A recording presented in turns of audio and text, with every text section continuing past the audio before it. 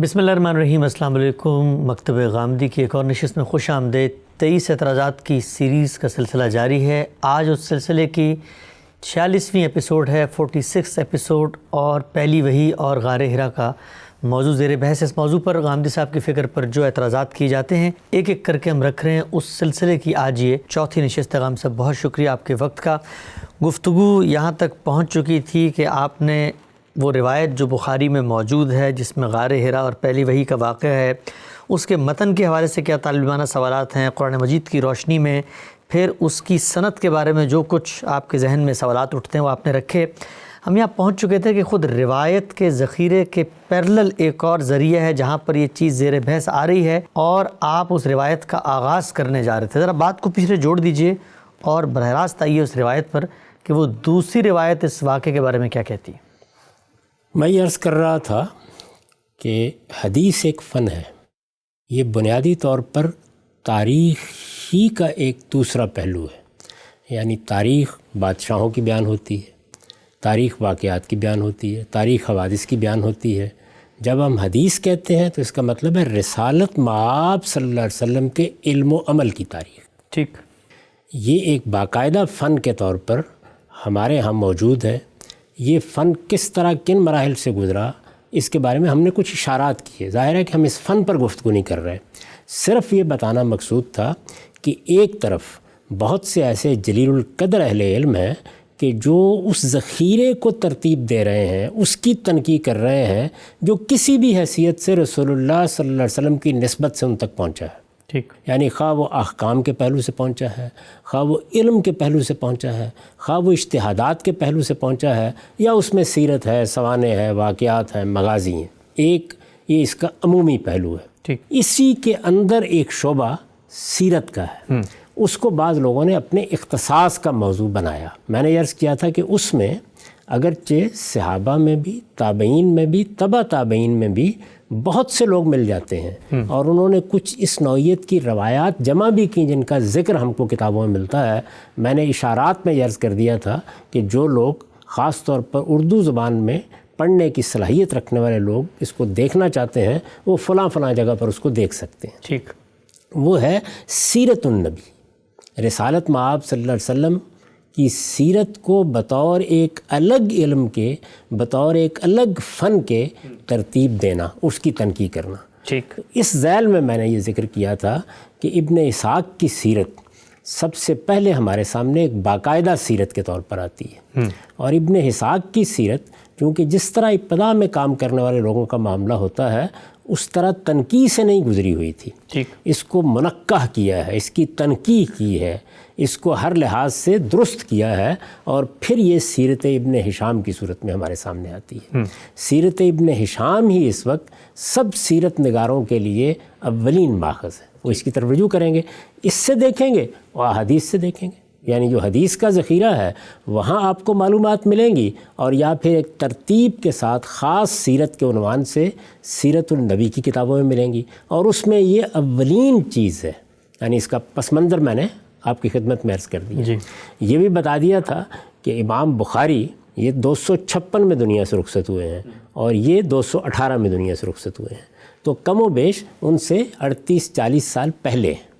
ٹھیک، اس وقت یہ سیرت ترتیب دے رہے ہیں، یہ روایتیں ان کے سامنے بھی ہیں، یہ سارا ذخیرہ وہ بھی دیکھ رہے ہیں، ان کے پاس اس طرف سے بھی جو چیزیں آ رہی ہیں وہ بھی ہیں، اور جو حدیث کی چیزیں آ رہی ہیں وہ بھی ہیں۔ یعنی اگرچہ یہ کتابیں تو اس وقت ترتیب نہیں پا سکیں جن کو ہم بخاری، مسلم یا اس طرح کے دوسرے ناموں سے جانتے ہیں، لیکن بہرحال وہ تابعین کا دور ہے، تبع تابعین کا دور ہے، جو لوگ محقق ہیں جن کی علم سے دلچسپی ہے وہ اس ذخیرے سے بھی بڑی حد تک واقف ہوتے ہیں۔ جی، اور میں نے یہ عرض کیا تھا کہ وہ اس روایت سے واقف ہیں، یعنی اس سند سے واقف ہیں۔ یہ سند کیا ہے؟ ابن شہاب زہری وہ عروہ بن زبیر سے بیان کرتے ہیں، وہ سیدہ عائشہ ام المومنین سے بیان کر رہے ہیں۔ ٹھیک، اس سند سے یہ واقف ہیں۔ اس ذیل میں جو بات بیان کی گئی ہے وہ بھی انہوں نے نقل فرمائی ہے۔ اچھا، اب میں نے آپ کی خدمت میں عرض کیا تھا کہ جب ہم ان دونوں کو پیرل رکھ دیتے ہیں، دونوں کو ایک دوسرے کے مقابل میں رکھ دیتی ہیں، تو دیکھیں کیا حیرت انگیز پہلو سامنے آتے ہیں۔ یعنی ہم نے جو سوالات اٹھائے تھے بخاری کی روایت پر، ان سوالات کو ایک ایک کر کے میں آپ کے سامنے رکھتا چلا جاؤں گا، اور پھر آپ کو یہ بتاؤں گا کہ جو روایت ابن ہشام نے لی ہے اس میں یہ سوالات کس طرح سے ختم ہو جاتے ہیں۔ اچھا، ایک دوسری صورت سامنے آتی ہے، اور یہ روایت یعنی ابن ہشام نے جس طرح سے اس واقعے کو روایت کیا ہے، یہ روایت پوری طرح اس ساری روایت کے اشکالات کی تردید کر دیتی ہے، تردید کر دیتی ہے۔ ابھی میں آپ کے سامنے اس کو رکھ دوں گا، تو اب آپ اجازت دیں تو ہم روایت کو پڑھنا شروع کریں۔ ٹھیک، یہ دیکھیے، یہ باب ہے مبعث النبی صلی اللہ علیہ وآلہ وسلم تسلیمہ۔ اس میں وہ بیان کر رہے ہیں کہ رسالت مآب صلی اللہ علیہ وسلم کی بعثت کیسے ہوئی۔ ٹھیک، کچھ پس منظر کے معاملات انہوں نے بیان کر دیے ہیں، اس میں خاص طور پر ورقہ بن نوفل کا بھی ذکر پیچھے آ چکا ہے۔ یہ سب بیان کر دینے کے بعد اب وہ وہاں پہنچ گئے ہیں جہاں رسول اللہ صلی اللہ علیہ وسلم پر پہلی وحی کے نزول کا واقعہ بیان کرنا ہے، یا رسالت مآب صلی اللہ علیہ وسلم نے اپنی دعوت کی ابتدا کیسے کی اس کو بیان کرنا ہے۔ وہاں پہنچ گئے ہیں۔ وہاں پہنچنے کے بعد سب سے پہلے وہ اس روایت کا ذکر کرتے ہیں جو ہم اس سے پہلے پڑھ چکے ہیں، یعنی اسی روایت سے ابتدا کر رہے ہیں بات کی۔ اور دیکھیے کیا ابتدا کر رہے ہیں، وہ کہتے ہیں قال ابن اسحاق فذکر الزہری عن عروۃ بن الزبیر عن عائشہ رضی اللہ عنہا انہا حدثتہ ان اول ما بدی بہ رسول اللہ صلی اللہ علیہ وسلم من النبوہ حین اراد اللہ کرامتہ ورحمۃ العباد بہ الرؤیا الصادقہ۔ ٹھیک، یہ وہی زہری ہیں، وہی عروہ بن زبیر ہیں، وہی سیدہ عائشہ ہیں ام المومنین۔ سیدہ عائشہ سے عروہ بن زبیر روایت کرتے ہیں، عروہ بن زبیر سے زہری روایت کرتے ہیں، وہی سند، اسی سند سے وہی واقعہ کم و بیش تمہید میں جیسے ہم اس سے پہلے پڑھ چکے ہیں یہ اب بیان کر رہے ہیں۔ یہ کہتے ہیں کہ سیدہ نے یہ بیان فرمایا کہ پہلے پہل رسول اللہ صلی اللہ علیہ وسلم کے لیے نبوت کی ابتدا کیسے ہوئی، جب اللہ تعالیٰ نے یہ ارادہ کیا کہ وہ آپ کو یہ اعزاز بخشے، یہ شرف بخشے اور اپنے بندوں پر عنایت فرمائے۔ یعنی جب یہ فیصلہ کر لیا گیا تو پھر اس کی ابتدا کیسے ہوئی، وہ کہتے ہیں اس کی ابتدا الرؤیا الصادقہ، سچے خواب سے ہوئی۔ ٹھیک، یہی بات ہم اس سے پہلے وہاں بھی دیکھ چکے ہیں، یہ وہی روایت ہے کم و بیش، وہیں سے بات شروع ہو رہی ہے۔ لا یرا رسول اللہ صلی اللہ علیہ وسلم رویا فی نومہ الا جات کا فلک الصبح۔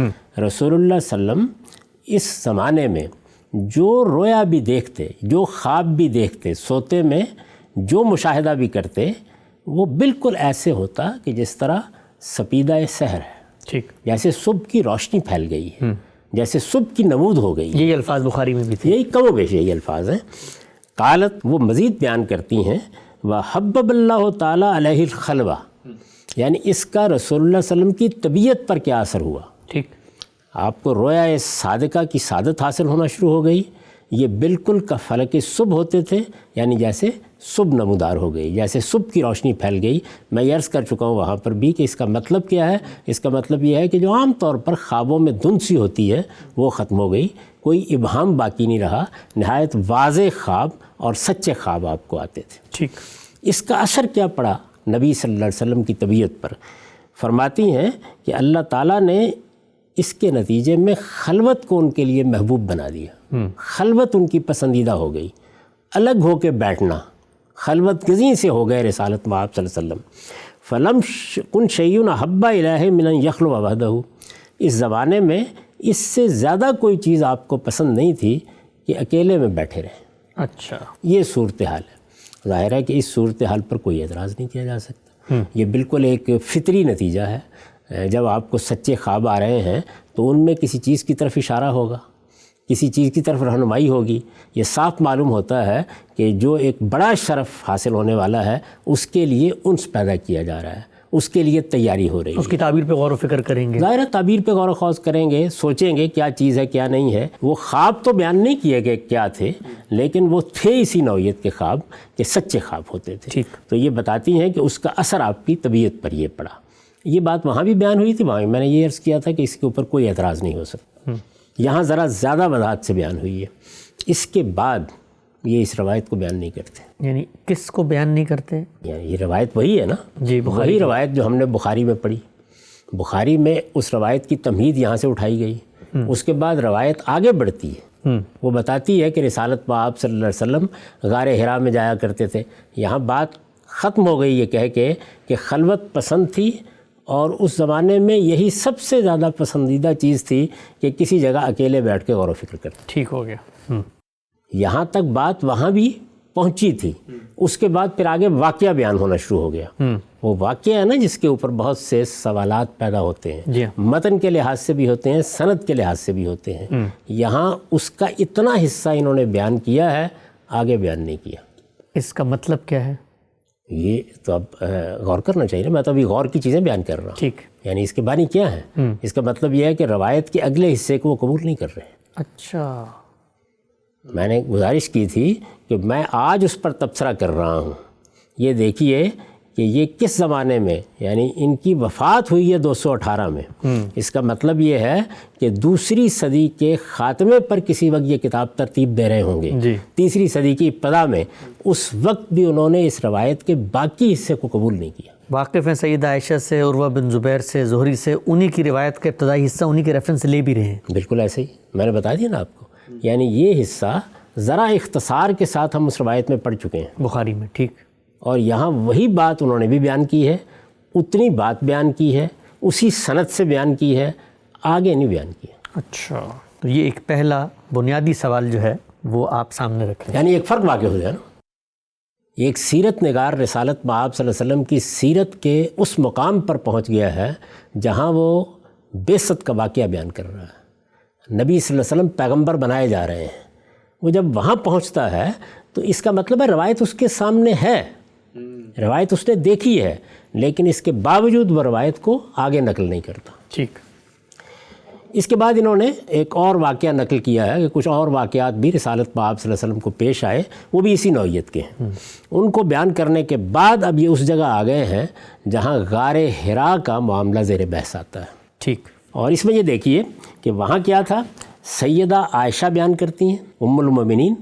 ان سے عروہ بن زبیر روایت کرتے ہیں، ان سے آگے ابن شہاب زہری. ٹھیک. واقعہ جس صورت میں بخاری نے نقل کیا، محدثین نے نقل کیا، وہ ہم دیکھ چکے، پڑھ چکے، اس پر جو اشکالات پیدا ہوتے ہیں وہ سب بیان کر چکے. ٹھیک. یہاں یہ واقعہ کون بیان کر رہا ہے؟ یہ وہب بن کیسان بیان کر رہے ہیں. اچھا. یعنی وہاں ابن شہاب زہری بیان کر رہے ہیں، یہاں وہب بن کیسان بیان کر رہے ہیں. اور وہب بن کیسان سے ابن اسحاق نقل کر رہے ہیں، اور ابن اسحاق سے آگے پھر یہ تنقیح کر کے اس واقعے کو ہم تک پہنچا رہے ہیں ابن ہشام. ٹھیک. وحدثنی وہب ابن کیسان، یعنی قال ابن اسحاق وحدثنی وہب ابن کیسان. یہ وہب ابن کیسان کون ہیں؟ ان کا آگے تعارف کرا دیا ہے کہ مولا آل زبیر. اب یہاں پر چند چیزوں کے بارے میں توجہ کیجیے. پہلی چیز یہ کہ وہاں کون تھے سیدہ عائشہ سے بیان کرنے والے؟ عروہ بن زبیر. ٹھیک. یہ کہتے ہیں کہ یہ وہب بن کیسان کون ہیں؟ یہ بھی آل زبیر کے آزاد کردہ غلام ہیں. وہ اسی فیملی میں رہے، اسی کا حصہ رہے. یعنی وہی خاندان ہے. ٹھیک. یہ خاندان کون سا ہے؟ یعنی سیدہ اسما کے شوہر ہیں حضرت زبیر، اور زبیر کے یا اسما رضی اللہ عنہ کے یہ دونوں کے یہ دو فرزند ہیں، عبداللہ بن زبیر، عروہ بن زبیر. وہاں عروہ بن زبیر روایت کر رہے ہیں اور سیدہ کے بھانجے ہیں. یہاں پر کون روایت کر رہا ہے یہ آگے واضح ہو جائے گا. یہ وہب بن کیسان روایت کر رہے ہیں اور یہ مولا آل زبیر ہیں. کالا، وہ کیا کہتے ہیں؟ سمیت عبداللہ ابن زبیر، کہ میں نے عبداللہ بن زبیر کو سنا. دوسرے بھائی کو. یہ دوسرے بھائی. ٹھیک. یعنی وہی خاندان. میں اس کے بارے میں یہ عرض کر چکا ہوں کہ اس میں بھی کچھ سوالات پیدا ہوتے ہیں. یعنی یہ نہیں کہ اس روایت کے بارے میں کوئی سوالات نہیں ہوں گے، وہ ہوں گے، لیکن بحثیت مجموعی دیکھیے فرق کیا واقع ہونے والا ہے. سمیت عبداللہ ابن زبیر، میں نے عبداللہ بن زبیر کو سنا. کیا سنا؟ وہ یقول لعبید ابن عمیر ابن قتادۃ اللیثی، کہ وہ ایک جلیل القدر تابعی ہیں، عبید بن عمیر بن قتادہ اللیثی، ایک تابعی ہیں. ان سے وہ کہہ رہے ہیں. ٹھیک. یعنی کون کہہ رہا ہے؟ عبداللہ بن زبیر، عروہ بن زبیر کے بھائی، سیدہ عائشہ کے بھانجے. یہ وہی عبداللہ بن زبیر ہیں جنہوں نے حجاز میں اپنی حکومت قائم کر لی تھی. اچھا. سیدہ اسما کے بیٹے. میں یہ بتا چکا ہوں کہ سیدہ اسما 10 سال بڑی ہیں سیدہ عائشہ سے. وہی خاندان، صدیق کا خاندان بھی کہہ سکتے ہیں آپ. یعنی ظاہر ہے کہ وہ سیدہ بھی ان کی بیٹی ہیں، اسما بھی ان کی بیٹی ہیں. ٹھیک. تو یہ سب سے زیادہ واقف لوگ ہونے چاہیے نا. یہ کہتے ہیں کہ میں نے دیکھا کہ عبداللہ بن زبیر عبید بن عمیر بن قتادہ اللیثی سے کہہ رہے ہیں حدثنا یا عبید کیف کان بدء ما ابتدأ بہ رسول اللہ صلی اللہ علیہ وسلم من النبوہ، ذرا ہمیں آج وہ واقعات بتائیے کہ رسالت مآب صلی اللہ علیہ وسلم پر نبوت کی ابتدا کیسے ہوئی تھی۔ ہینا جاءہ جبریل علیہ السلام، جب جبریل علیہ السلام پہلی بار ان کے پاس آئے تھے، ٹھیک، یعنی وہ واقعہ ان سے پوچھ رہے ہیں۔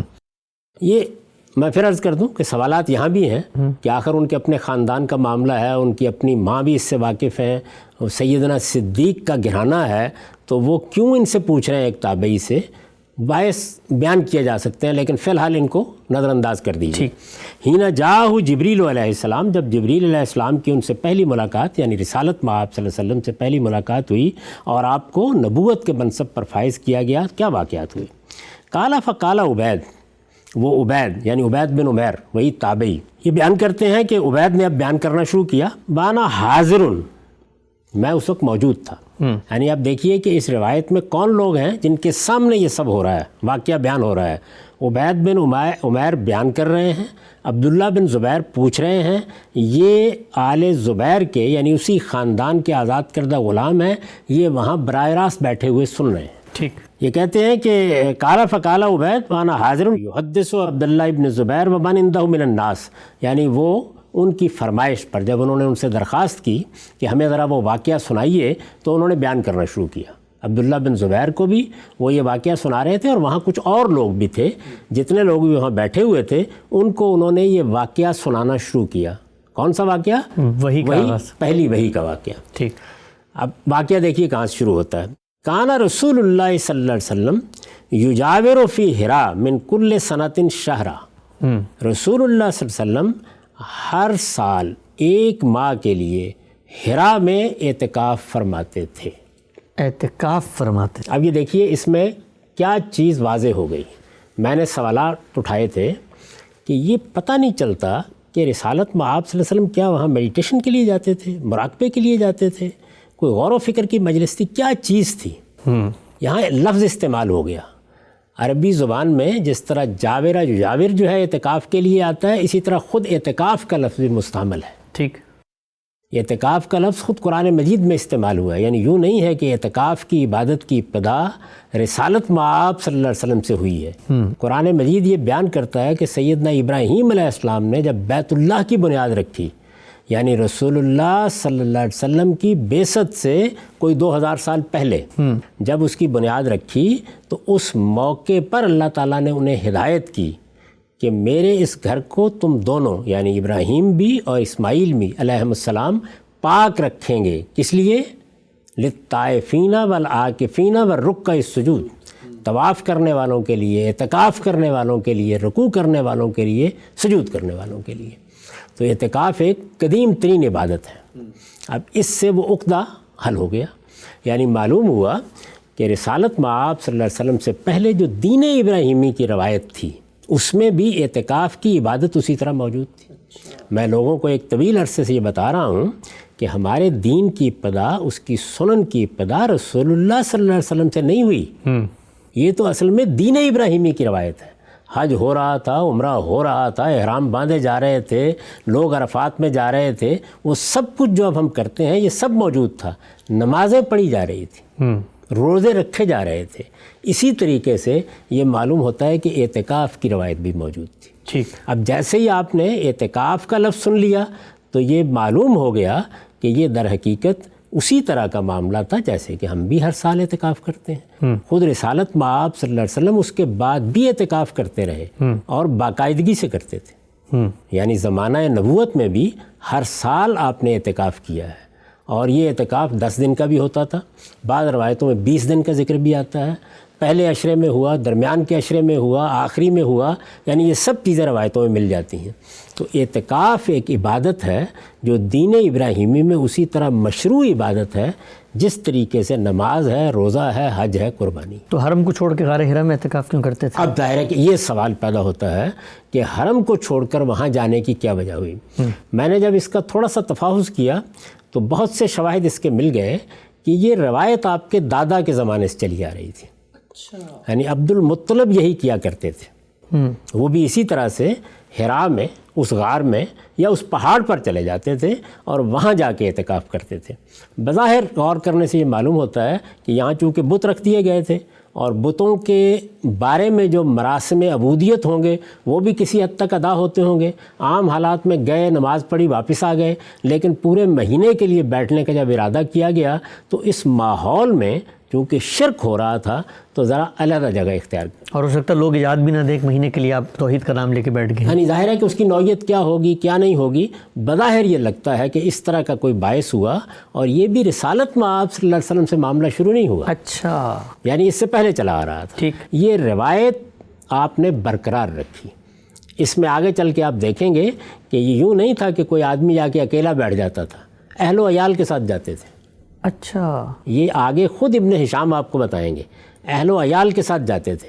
وہاں جا کے صرف یہ نہیں کہ کہیں بیٹھ کے کوئی مراقبہ ہو رہا ہوتا تھا، اعتکاف میں جیسے ہم اللہ کو یاد کرتے ہیں، غور و فکر کرتے ہیں، جو بھی اس زمانے میں دین حنیفی کی روایت رہی ہوگی یا دین ابراہیمی کی، اس کے مطابق یہ عبادت کی جاتی، اور اس میں غریبوں کو خاص طور پر کھانا کھلانے اور ان کی مدد کرنے کا معاملہ بہت سرگرمی کے ساتھ ہوتا۔ اچھا، یہ عبد المطلب بھی کرتے تھے، ان کے بعد بھی جاری رہا۔ رسالت مآب صلی اللہ علیہ وسلم نے بھی اپنے خاندان کی اس روایت کو برقرار رکھا۔ ٹھیک۔ تو ایک تو یہ مسئلہ بالکل واضح ہو جاتا ہے کہ جانے کا باعث کیا تھا۔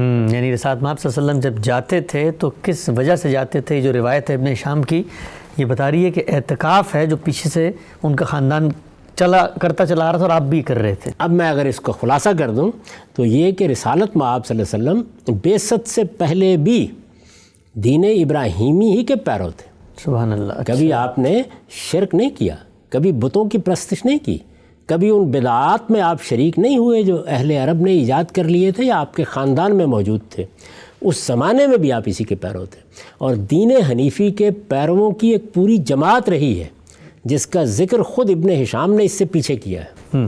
یہ لوگ وہ تھے کہ جو بیت اللہ کی دیوار سے ٹیک لگا کے بیٹھ جاتے اور یہ کہتے کہ پروردگار یہ سب کچھ جو کچھ ہو رہا ہے اس سے تو ہم مطمئن نہیں ہیں، لیکن ہم نہیں جانتے کہ تیری عبادت کے لیے اب اور کیا طریقے اختیار کیے جائیں۔ رسول اللہ صلی اللہ علیہ وسلم نے حج کیا اور بعثت سے پہلے کیا، نبوت کے منصب پر فائز ہونے سے پہلے کیا۔ یہ پوری تفسیر خود بخاری بیان کر چکے ہیں۔ عمرہ، حج اسی طریقے سے ہو رہا تھا۔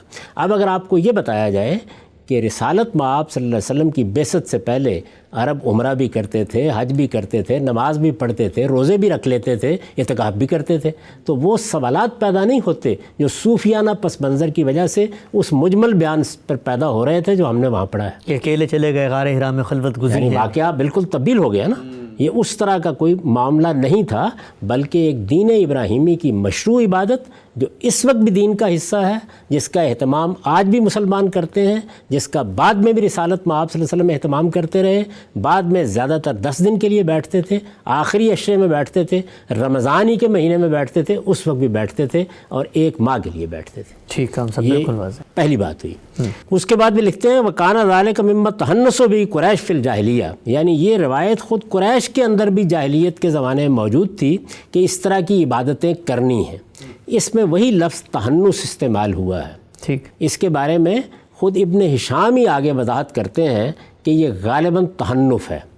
اس کا ذکر بھی میں اس سے پہلے کر چکا ہوں، جی۔ یعنی یہ بتا چکا ہوں آپ کو کہ اس لفظ سے متعلق یہی صحیح ترین بات ہے جو کہی جا سکتی ہے کہ در حقیقت عربوں کے ہاں اس طرح کا حروف میں ابدال بولنے میں ہو جاتا تھا، اور یہ ہمارے ہاں بھی، ہماری زبانوں میں بھی ہوتا ہے، تو اسی لفظ کو یہاں استعمال کیا گیا ہے۔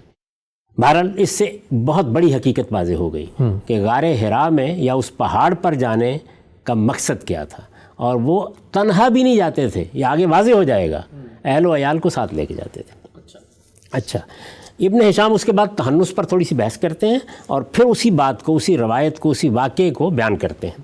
وحدثنی وہب بن کیسان، وہی وہب بن کیسان اب آگے بات بڑھا رہے ہیں، قال عبید، وہ کہتے ہیں کہ عبید نے اس کے بعد کیا کہا، فکان رسول اللہ صلی اللہ علیہ وسلم یجاور ذلک الشہر من کل سنۃ، یعنی یہ جو مہینہ تھا ایک جو مقرر کیا ہوا تھا، اس میں اسی طرح اعتکاف ہوتا، یطعم من جاءہ من المساکین، اور اس میں لوگوں کو معلوم ہو جاتا تھا کہ وہاں مسکینوں کا کھانا بھی اب ہوگا۔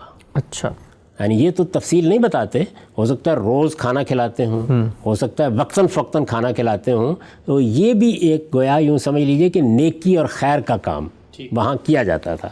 یطعم من جاءہ من المساکین، جو مساکین وہاں آ جاتے یہ معلوم کر کے کہ وہاں موجود ہیں، ظاہر ہے اسی لیے آتے ہوں گے نا کہ ایک روایت تھی، وہاں پر ان کو کھانا ملتا ہوگا، وہاں ان کے ساتھ عنایات ہوتی ہوں گی، تو وہ وہاں چلے آتے تھے۔ اور رسالت مآب صلی اللہ علیہ وسلم ہر سال یہ اہتمام کرتے وہ میل ملاقات بھی ہو رہی، کچھ چلے یا خلوت گزنی کی اس طرح کی وہ نوعیت نہیں ہے بالکل۔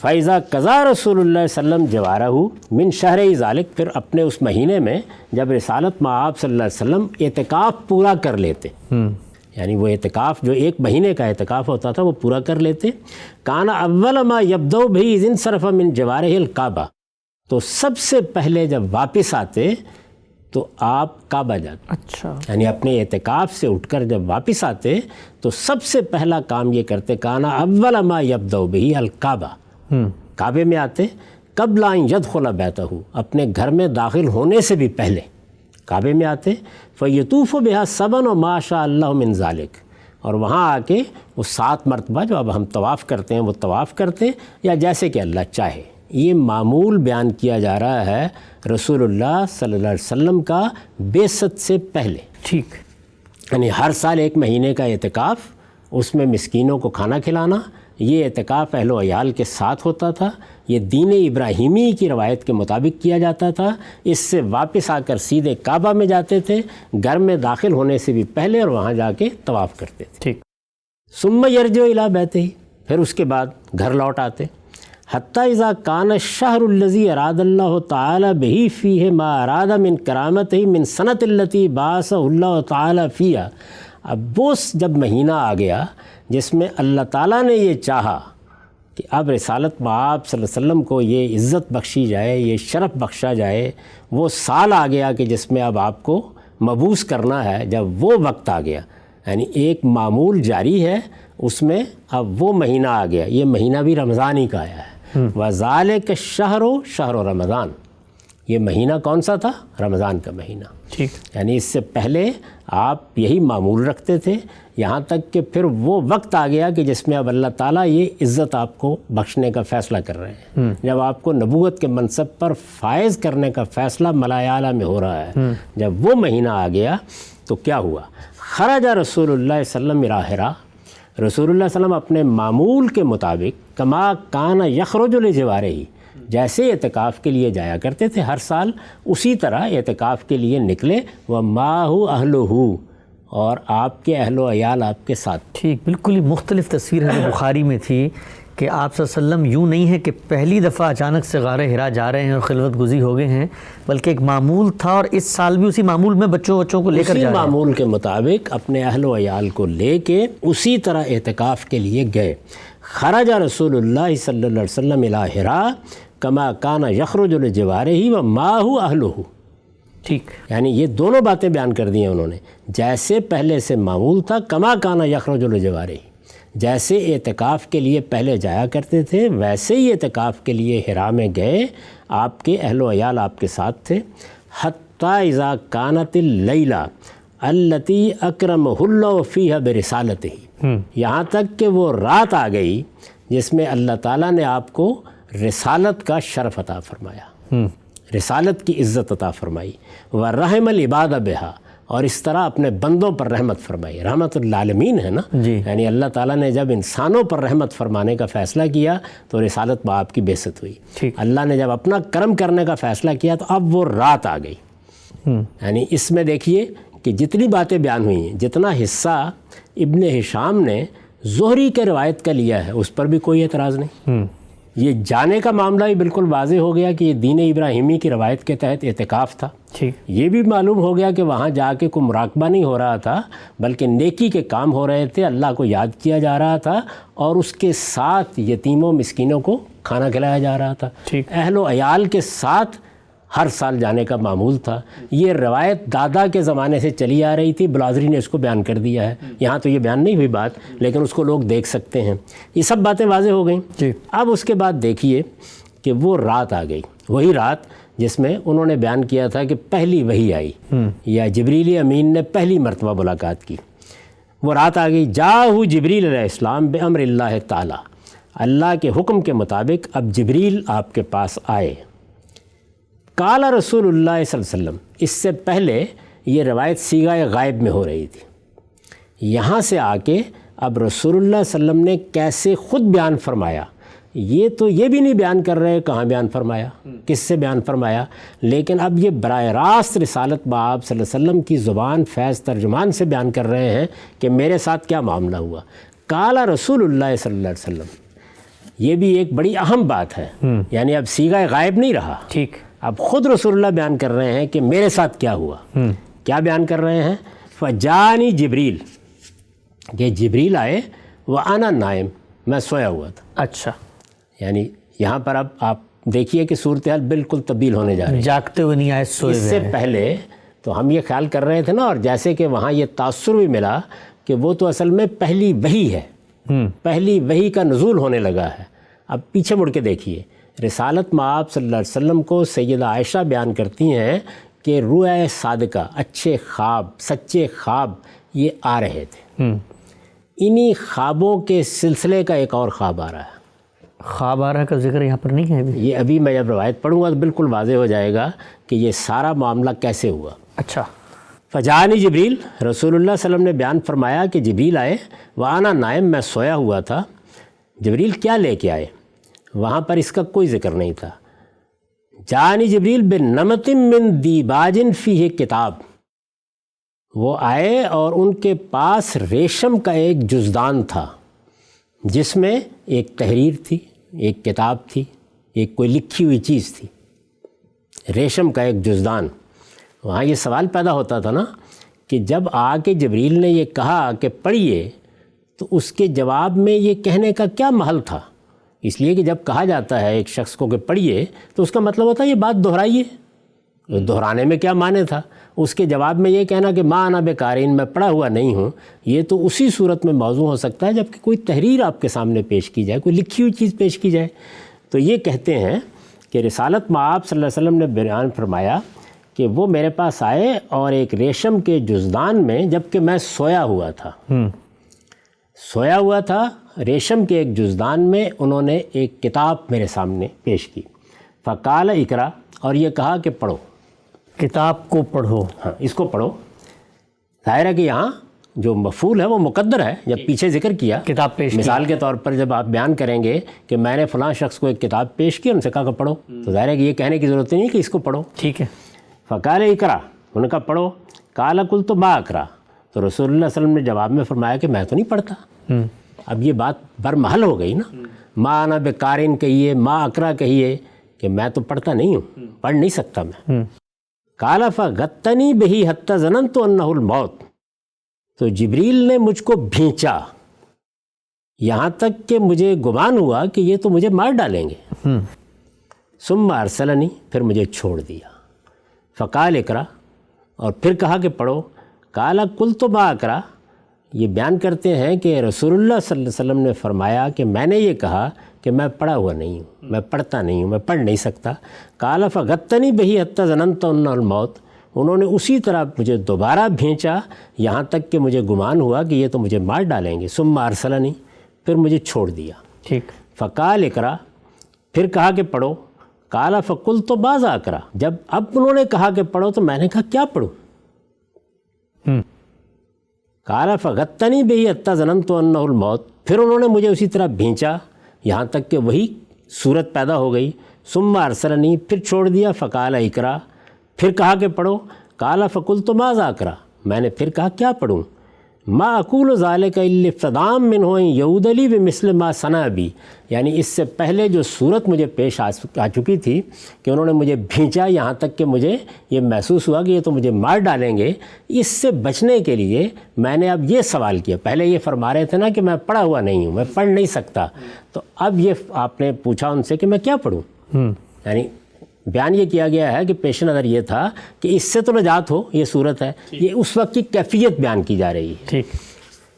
جب یہ ہوا تو اس کے بعد جبریل نے کہا اقرا بسم ربک الذی خلق، خلق الانسان من علق، اقرا وربک الاکرم الذی علم بالقلم، علم الانسان ما لم یعلم. یہ بالکل وہی سورہ علق کی ابتدائی آیات ہیں جو انہوں نے بھی نقل کر دی ہیں. ٹھیک. اس کے بعد دیکھیے کیا ہوا. یعنی یہ سارا واقعہ بیان کر رہے ہیں خود رسالت مآب صلی اللہ علیہ وسلم اس روایت کے مطابق. یہ عرض کر دوں کہ روایت یہ بھی مرفوع نہیں ہے، لیکن بہرحال یہاں خود رسالت مآب صلی اللہ علیہ وسلم کی زبان سے یہ واقعہ بیان ہو رہا ہے. ٹھیک. قال فقراتها کہ جب انہوں نے یہ آیتیں مجھے کہا تو میں نے پڑھی. ثم انتہا، یہاں تک بات پوری ہو گئی. فانصرف عنی، پھر وہ چلے گئے، یعنی جبریل چھوڑ کے چلے گئے. وَحَبَبْتُ مِن نَوْمِي، اور میری آنکھ کھل گئی. اچھا، یعنی یہ خواب کے اندر ہوا جو کچھ ہوا. وَحَبَبْتُ مِن نَوْمِي فَكَأَنَّمَا كُتِبَتْ فِي قَلْبِي كِتَابًا، جب آنکھ کھلی میں نیند سے اٹھا تو ایسے لگتا تھا کہ یہ آیتیں یا یہ تحریر میرے دل پر نقش ہو چکی ہوئی ہے. سبحان اللہ. اچھا، اب یہ دیکھیے کہ یہ تو پہلی وحی کا معاملہ ہی نہیں ہے، یہ تو فزیکلی ہوا ہی نہیں. یہ ہوا ہی نہیں ہے.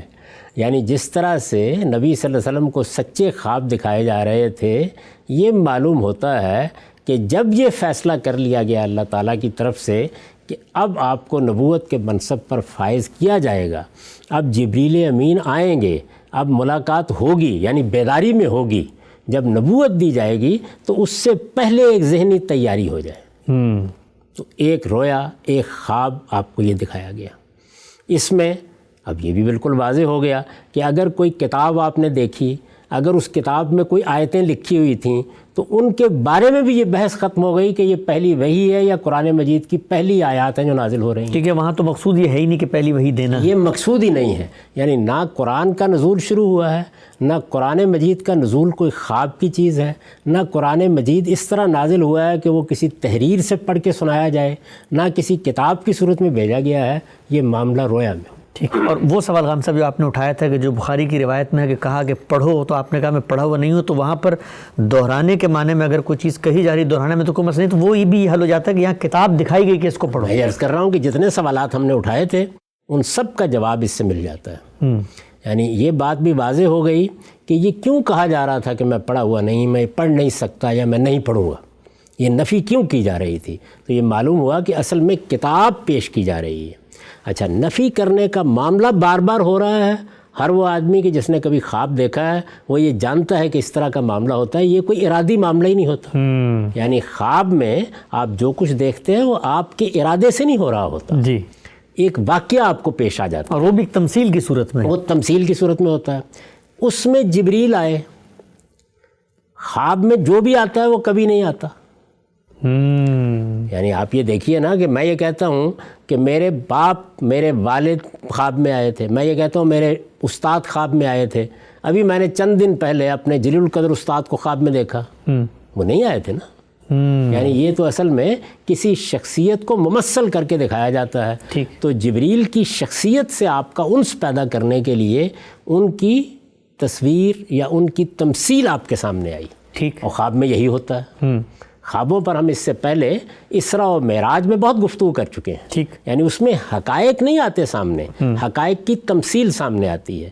تو آپ دیکھیے کہ اب یہ روایت کتنی معنی خیز ہو گئی ہے. یعنی آپ کو جبریل سے ایک خواب میں، ایک رویا میں مانوس کیا گیا، آپ کو قرآن سے مانوس کیا گیا، آپ کو قرآن جو کچھ بعد میں اپنے موقع پر نازل ہونے والا ہے اس کا کچھ حصہ پڑھ کے سنایا گیا، یا آپ نے اس کو پڑھا یا جبریل کے پیچھے دہرایا. تو گویا کیا چیز آپ کو دی جانے والی ہے، کہاں سے آئے گی، کون دے گا آ کے، اس کا ایک تمثیلی سا پہلو آپ کے سامنے آ گیا. حامدی صاحب، بہت ہی اہم جگہ پر ہم پہنچ چکے ہیں، اور یہ جگہ ایسی ہے کہ جہاں پر ایک بہت بڑا سوال، ایک شاکنگ جو کہتے ہیں ایک چیز ریویل ہوئی ہے کہ یہ واقعہ، یہ معاملہ ایک دوسری روایت کے تحت خواب میں ہوا تھا. یہاں تک تو بات سمجھ میں آتی ہے. اس کے بعد بہت اہم حصہ کہ آگے کیا ہوا ہم یہ چاہیں گے کہ آپ سے تفصیلی طور پہ جانیں، لیکن بدقسمتی ہمارے پروگرام کا یہاں پہ وقت پورا ہوتا ہے. اگلی نشست کا آغاز اسی کلام سے کریں گے کہ اس کے بعد کیا ہوا واقع میں. پھر جبریل آئے تو کب آئے، پہلی وحی کا نزول ہوا تو کیسے ہوا، اور جو پورے آپ کے سوالات آپ نے اٹھائے تھے بخاری کی روایت پہ، ان کا جواب، اس سے مختلف تصویر یہاں کیسے سامنے آتی ہے. انشاءاللہ اگلی نشست میں اس کو آپ سے جانیں گے. اب تک آپ کے وقت کا بہت شکریہ. بہت شکریہ.